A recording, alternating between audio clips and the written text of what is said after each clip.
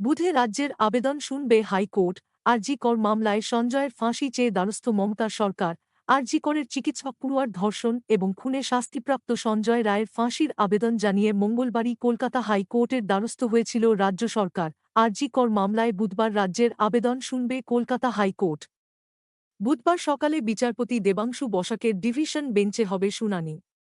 আরজি করের চিকিৎসক পড়ুয়ার ধর্ষণ এবং খুনে শাস্তিপ্রাপ্ত সঞ্জয় রায়ের ফাঁসির আবেদন জানিয়ে মঙ্গলবারই কলকাতা হাইকোর্টের দ্বারস্থ হয়েছিল রাজ্য সরকার। মামলা দায়েরের অনুমতি দিয়েছিল ডিভিশন বেঞ্চ। বুধবার তারই শুনানি। মঙ্গলবার সকালে বিচারপতি দেবাংশু বসাক এবং বিচারপতি মোহাম্মদ সব্বর রশিদির ডিভিশন বেঞ্চের দৃষ্টি আকর্ষণ করেন রাজ্যের অ্যাডভোকেট জেনারেল এজি। সঞ্জয়ের সর্বোচ্চ শাস্তির আবেদন জানানো হয়। সোমবার শিয়ালদহ আদালত দোষী সঞ্জয়ের আমৃত্যু কারাবাসের শাস্তি ঘোষণা করে। শিয়ালদহ আদালতের বিচারক অনির্বাণ দাস নির্দেশনামায় লিখেছেন, আরজি করের ঘটনাকে বিরলের মধ্যে বিরলতম হিসাবে বিবেচনা করছেন না তিনি। মুখ্যমন্ত্রী মমতা বন্দ্যোপাধ্যায় যদিও জানিয়েছেন তিনি এটিকে বিরলের মধ্যে বিরলতম ঘটনা বলেই মনে করছেন। সঞ্জয়ের ফাঁসির দাবিও তোলেন তিনি। এর আগে এই দাবিতে পথেও নেমেছিলেন তিনি।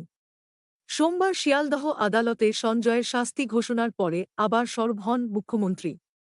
তিনি বলেন, ফাঁসির সাজা হলে অন্তত মনকে সান্ত্বনা দিতে পারতাম। এই প্রসঙ্গে গুড়াপ, ফরাক্কা, জয়নগরের মামলার প্রসঙ্গ তোলেন। এই তিনটি ক্ষেত্রেই তদন্ত চালাচ্ছিল রাজ্য পুলিশ।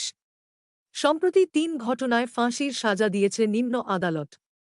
সেই প্রসঙ্গ তুলে মমতা বলেন, আমাদের হাতে এই মামলা থাকলে আমরা অনেক আগেই ফাঁসির রায় করিয়ে দিতে পারতাম। তবে দোষীকে কেন ফাঁসি না দিয়ে আমৃত্যু কারাবাসের শাস্তি দেওয়া হয়েছে সে কথা নির্দেশনামায় ব্যাখ্যা করেছেন বিচারক দাস। নির্দেশনামায় তিনি লিখেছেন, যাবজ্জীবন হল নিয়ম, আর মৃত্যুদণ্ড হল ব্যতিক্রম। তিনি মনে করছেন ন্যায় বিচারের ক্ষেত্রে চোখের বদলে চোখ বা দাঁতের বদলে দাঁত বা নখের বদলে নখ বা প্রাণের বদলে প্রাণের মতো প্রতিশোধমূলক প্রবৃত্তিগুলি থেকে সরে আসা উচিত। বর্বরতাকে বর্বরতা দিয়ে বিচার করা উচিত নয় বলে লিখেছেন বিচারক।